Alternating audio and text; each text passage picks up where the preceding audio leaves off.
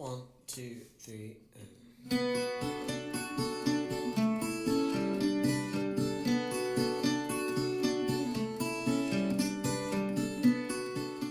Hi everyone, welcome to my channel. In this video, I'm going to be showing you how I do palette knife painting in my sketchbook. This is a painting I did in a previous video of mine, and this is a painting that I did just following along with a tutorial. I'll be painting two separate paintings in this video, so make sure you stick around for that second one. And I'll be using a reference image that I got from Pexels, which is a license-free website, so you can feel free to paint along with me. When I start out with a palette knife, I've learned that you need to use very thin, flat layers to start with. The more you paint with a palette knife, the more the textures and the paint layers build up. And if you build them up too soon, then you might have certain textures that it's just really hard to paint on top of. In my last palette knife painting video, I tried to paint clouds, and the very first layer of sky underneath, I had just kind of blobbed it all on there and just kind of didn't care about the textures that I was actually putting down and how thick the paint was. So when I went on top of that layer and tried to do circular motions for puffy kind of clouds, I couldn't get a smooth texture because the underneath layer was very rough. So I learned very quickly that you kind of need to plan what you're going to be layering on top. And if you need something to have a smooth surface, you definitely want to take that into account when you're starting out with your first layers so that clouds don't turn into mountains.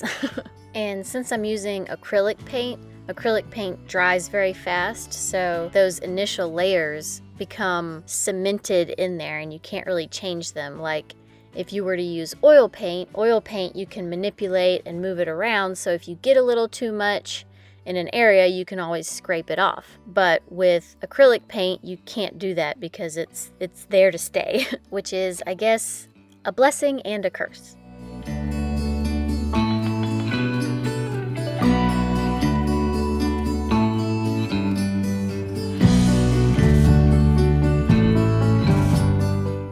Using a palette knife to paint with is a very scary and also freeing experience. It's scary because it's so unpredictable. You really don't know how the paint is going to come off of the knife. You can try to control how much paint you have on your knife. You can try to control the angle or the amount of pressure you put on the knife whenever you're painting with it. But ultimately, the way that the paint comes off is kind of random, so it's very hard to control exactly how it's going to look.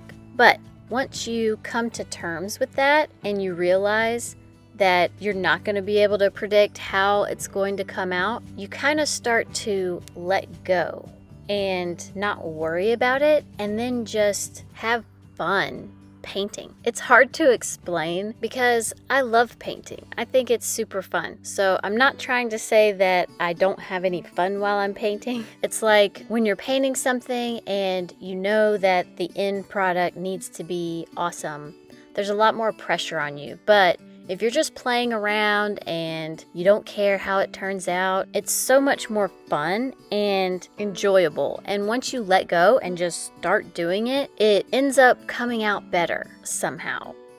This fence post that I'm painting, you can tell when I start this portion of the fence post, I'm being very precise. I'm taking my time because I'm kind of nervous that my line is going to be not as thin as I need it to be, or it's going to blob off on the top, and then I'm going to have this imperfect looking blobby fence or something like that, and it's just going to ruin the whole thing. Because when you're painting, you get a little dramatic and you're like, oh my gosh, the whole thing is ruined because this one little thing has happened.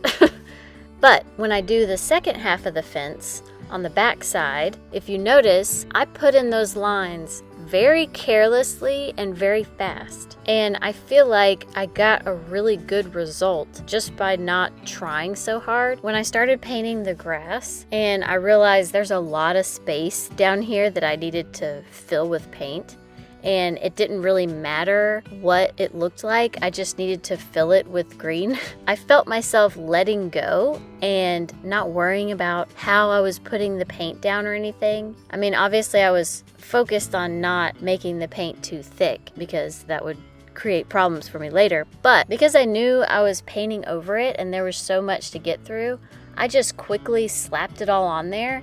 And by the end of it, it looked pretty cool how it was. Somehow, magically, I had made some pretty interesting textures and I didn't even mean to. And seeing that kind of happen, like watching that take shape and realizing like, I didn't even try to make that look cool and it kind of looks cool. It's a very freeing thing to experience. And from that point on in this painting, I don't know if you can tell, I know that I could tell when I was painting it. It's like I had no worries anymore. It's like I wasn't even trying. I was just having fun. I was putting paint down, carefree, and sometimes a blob of paint would come off my palette knife too much, and instead of being like, oh no, that's way too much, I just ruined this whole section, I just kept going and moved on and kept putting down paint and it looked fine. It's the weirdest thing. So if you give palette knife painting a try, and I highly recommend at least trying it, just know that it's gonna be very scary at first and you're probably not gonna like it at first, because I definitely didn't. But if you keep going and you get to that point where you can feel that release of tension, your eyebrow muscles release and you no longer have that angry look in your forehead when you're painting. If you can get to that point, it's a pretty awesome feeling. Definitely worth the journey.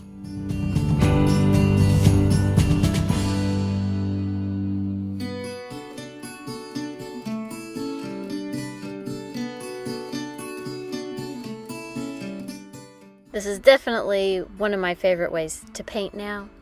And so I am glad that I tried it. I'm glad that I'm continuing to practice it in my sketchbook. I can't wait till the point where I'm confident enough to try a full canvas painting with only a palette knife. I definitely want to practice a little bit more before I do that, because I don't want a good thing to turn into a bad thing.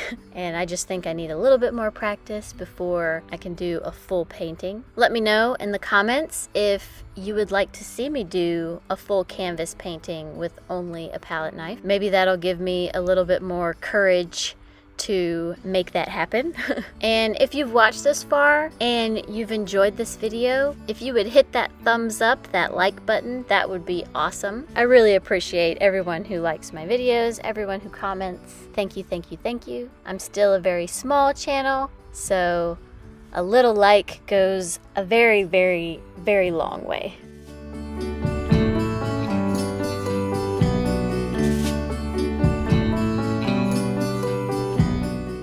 So now I'm just adding the final touches on this little cabin or farmhouse or whatever it is. It definitely looks like there could be sheep or horses somewhere in the distance, just kind of hanging out on this hillside. It's a very peaceful picture.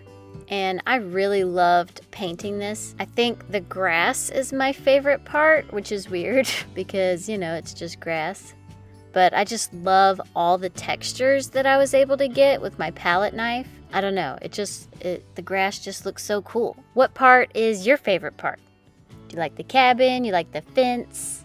The trees in the background? That window came out way better than I thought it was going to. I was definitely a little nervous putting the window in. But yeah, this is the final picture. Let me know what you think of it, and don't go anywhere because I'm doing another one. Since I was getting kind of farmland vibes, I'm going to be painting a rooster by the same photographer that did the last picture on Pexels, and this one goes a lot quicker than the previous painting. Painting a full landscape generally takes a lot longer time than just painting one single chicken. And for this chicken, I didn't really want to paint it the regular colors that you see in the picture. So I put it into black and white so that I could just kind of get the values for the chicken, because I wanted to paint it in this teal color and a dark blue, because otherwise it's just kind of a chicken. I thought making it, a different color might make it a little more interesting, and I think it turns out pretty cool. This is kind of like a monochromatic painting process, and if you've never tried that, that's also something really cool to try. Trying to paint something in just black and white or just one color using light and dark values. It's a really good way to learn how to paint in general, because a lot of times we can get focused on all the colors in a painting, and if you don't get the shading right, how light or dark a value is, it can really throw off your painting, and it doesn't really matter what color it is. If the color's too bright or the color's too dark, it can kind of push things back or pull things forward and not make things look as 3D. So this was a lot of fun to make, just because I changed the color of the chicken. So I took something that, might be a little boring to me, because some people love roosters. I'm not like a big rooster person, so to paint a rooster is a little bit boring to me. But something as simple as changing the color of the rooster really made me love painting this so much more. And I love how I was able to get these feather textures with just one color and white. These tail feathers are actually like part of the reason why I picked this chicken to paint, because I thought the way the tail feathers were kind of curved over looked kind of cute, and I was a little bit worried that I wouldn't be able to get the definition of the feathers with just one color. But it's crazy what a little bit of white in a color will do in popping out certain features. So that's another thing you can try when you're looking to improve your skills. Don't be afraid to mix it up, change things around. Use only one color, use only one paintbrush or a palette knife. And when you're practicing, don't be afraid to just use a reference. There's tons of reference pictures on the internet, license free, where you don't have to worry about copyright issues if that makes you nervous. I mean, it's practice anyway, so it's not like you're gonna be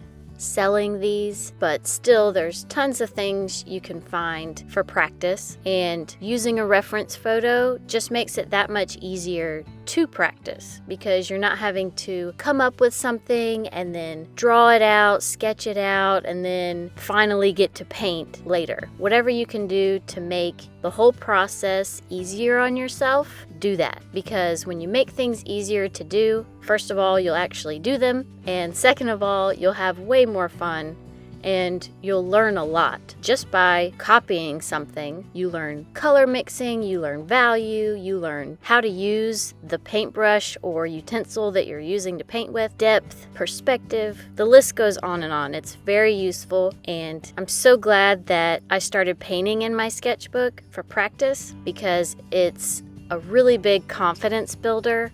I've really enjoyed it. I hope you've enjoyed watching me. If you painted along with me, good job. Let me know in the comments. Hopefully you've taken something away from these videos that maybe you can practice doing. And again, if you've liked watching this, please give me a like. And if you'd like to see more things from me, you can go ahead and subscribe. That'll bookmark my channel for you so I'm easier to find. If you're curious about my art supplies, I have a list of all my favorite art supplies in my description box. And yeah, I'll see y'all next time.